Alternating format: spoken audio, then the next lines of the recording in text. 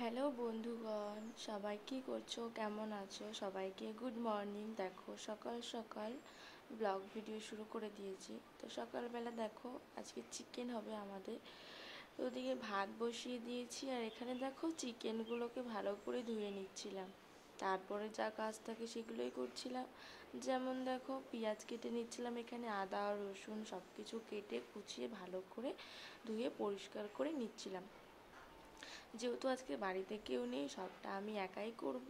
আমাদের বাড়ির সবাই গেছে হলো গিয়ে একটা বাড়িতে নিমন্ত্রণ আছে, তো সেখানে গেছে। আমার বর আর আমার শ্বশুর যায়নি।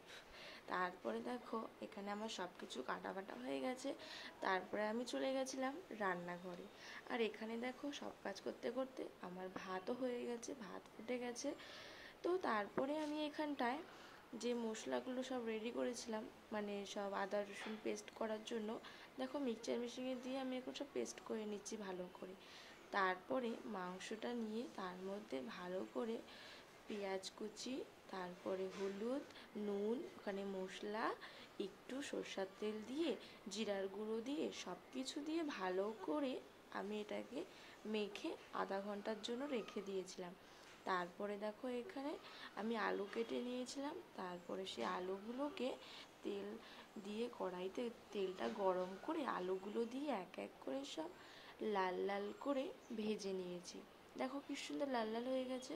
তারপরে কড়াইতে একটু তেল দিয়ে আমি এখানে দিয়ে দিয়েছি কিছু গোটা মশলা, যেমন ধরো লঙ্কা, এলাচ, এসব কিছু।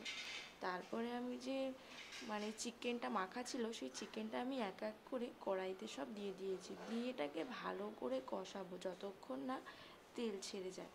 তারপর দেখো এখানে কষাতে কষাতে না তেল ছেড়ে গেছে, আমার এখানে কষানোটা প্রায় হয়ে গেছে।